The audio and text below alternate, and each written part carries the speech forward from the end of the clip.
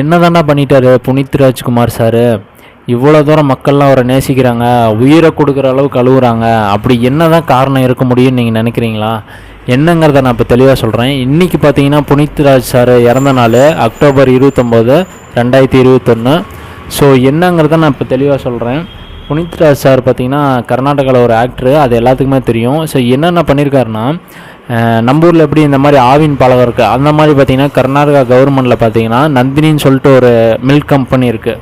So அது வந்து பயங்கர லாஸில் போயிட்டு இருக்குது. அந்த டைமில் பார்த்திங்கன்னா இவர் தான் வந்து கவர்மெண்ட்டில் வந்து சொல்கிறாங்க, நீங்கள் வந்து ஒரு ஆடு நடித்து கொடுங்க அப்படின்ட்டு. ஸோ இவரும் நடித்து தராரு. அந்த ஆடுக்கு உண்டான காசையும் பார்த்திங்கன்னா அந்த ஒர்க்கர்ஸ்க்கு ஹெல்ப் பண்ணிட்டாரு, அங்கே வேலை செய்கிறவங்களுக்கே கொடுத்துட்டாரு. அது மட்டும் இல்லை, அதில் அந்த ஆடு நல்லா சக்ஸஸ் ஆகி பார்த்தீங்கன்னா அந்த மில்க்கு பயங்கரமாக சேல்ஸ் ஆக ஆரம்பிக்குது. அதுக்கப்புறம் அந்த கம்பெனி நல்லா வந்து டெவலப் ஆச்சு. ஸோ அதுவும் வந்து ஒரு கவர்மெண்ட்டோட இதுதான் கம்பெனி தான். நல்ல ஒரு ப்ராஃபிட் ஆச்சு, மக்கள்லாம் பயங்கர ஹாப்பியானாங்க, அங்கே வேலை செஞ்சவங்களும் நல்லா ஹாப்பியானாங்க.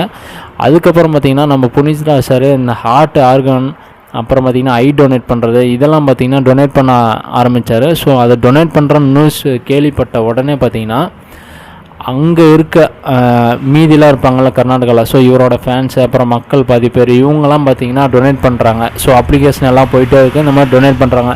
ஒரு 3 மாதம் கழித்து சர்வே எடுத்திருக்காங்க. ஸோ இவர் இந்த மாதிரி டொனேட் பண்ணி எழுதி கொடுத்ததுக்கப்புறம் ஒரு சர்வே எடுத்திருக்காங்க. கிட்டத்தட்ட 10,000க்கு மேலே பீப்புள் பார்த்திங்கன்னா இந்த மாதிரி அவங்களோட உடல் உறுப்பு தானம் வந்து பண்ண வந்து அலோவ் பண்ணுறாங்க அப்படின்னு சொல்லிட்டு அப்ளிகேஷன் கொடுத்துருக்காங்க. ஸோ இதுக்கு மெயினான ரீசன் பார்த்திங்கன்னா புனித் ராஜ்குமார் சார் மட்டும்தான். ஸோ அவர் மேலே 5 ஃப்ரீ ஸ்கூலு, இலவச பள்ளி 45, அப்புறம் பார்த்திங்கன்னா 16 ஓல்டேஜ் ஹோம், அதாவது வயதானவங்களாம் அந்த மாதிரி தங்குவாங்கள்ல, அந்த மாதிரி ஓல்டேஜ் ஹோம் பார்த்திங்கன்னா 16, 19 வந்து கால்நடை காப்பகங்கள் வச்சுருக்காரு, 19 காப்பகம், 26 அநாத ஆசிரமம் வச்சுருக்காரு. இது இல்லாமல் 1800 ஸ்டூடெண்ட்ஸ் படிப்பு செலவுக்கு இவர் வந்து ஹெல்ப் பண்ணியிருக்காரு. 2 அதாவது ஐ டொனேட் ஆர்கான்ஸு, இது எல்லாமே டோட்டலாக வந்து டொனேட் பண்ணியிருக்காரு இவர். ஸோ இந்த மாதிரி பல ஹெல்ப் பண்ணியிருக்காரு. இது மட்டும் இல்லைங்க, இவர் இறந்து கொஞ்ச நாளைக்கு அப்புறம் பார்த்திங்கன்னா இவர் வீட்டுக்கு வெளியே டெய்லியும் வந்து நின்றுட்டு இருக்காங்க. அப்படிங்கிறப்ப கூப்பிட்டு கேட்டிருக்காங்க.